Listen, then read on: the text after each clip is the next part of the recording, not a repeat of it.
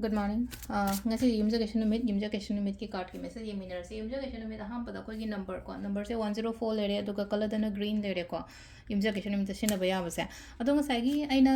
hajik daily card message ta orisi da card se da ngasagi colors pusi lako de lai ko ado ngasagi main oina di yumjagation gi se green gumba kai gumba minus sina biyo ko ado chak thongba ko pada na koina hapya base lychee natraga koi gi tulsi mana gumba kai gumba minus cheng shuba da hapiyo ko sisina aina mamang do hijagar ko ade sum planets kumba kai gumba su gumba mayam se hadi stable and balance tawna bagi damak ta ko imung du da lady ba mayam da loina chaba matam da mo kana ba do loina pulak angang da gi han da gi loina phangna bagi damak ta ni ko ina kaw da na dum ga happy ro nungti gi ko ado sida lady ba card sings da gi ahum lok thoge ko card number 1 card number 2 card number 3 ko ahamba ni shuba ahum suba ko ahamba khan ba yenga se ko sida ahamba khan ba ngai yona kari message la ke da ahamba khan ba ngai sile no ko ngasi gyuna hadi pesang sa ka le no ko sum day of prosperity lai ko hadi changak pa afaba changak pa ko pa du mai no oina oi ko aina honari ba aina tawri ba thabak mayam se hadi mai pa pa mangol oi ba khot pa aina pamba aina ningi ba ko li ba mayam do phang ba du mai no oina oi ko setring gumba kai gon sina bio setring se ko na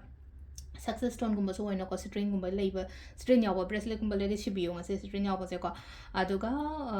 kaino sida hangapan gumba set pasu ka shukai de ko hadi sum hangapan gumba da gumba ya gani ko adu ma leire ado number 2 khan bangi ngase ko number 2 khan bang ngai gi oina hairagadi silai se ko kedang tappa khot pa dumai lai ko posing je loina stuck toro ga leba loina ma kaino toba adagi miga khana ba chaina ba khot pa dumai na la o han so pe no yari ngi hadi control to biyo ngashi gi na hare control to go sigi pot myam se khana ba chaina ba khot pa so myam se yaw dana ba gi damak ta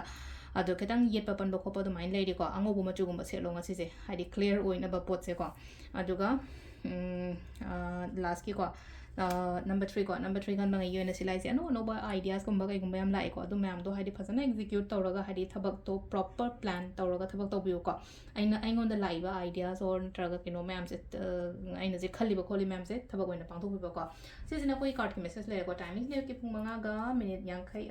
manga ga minute kun throm doi dagi na pung nipan ma khai phang le ko adai pung ma pan ga minute yang khai nipan dai na trama thoi ga minute kun taru phang le ko adai mung dang in ani ga minute kun thoi dagi na manga ga minute try pan phang le ko adai nungda waram gina taru ka minute yang khai dai na nungdang atheng ba hingi trama thoi ga minute kun manga phang le re adu ga nongalam dai gina ani ga minute kun ma pan dai na pung mari ga minute ama phang le ko sisina khoi gi ngasi goina phawa timing ko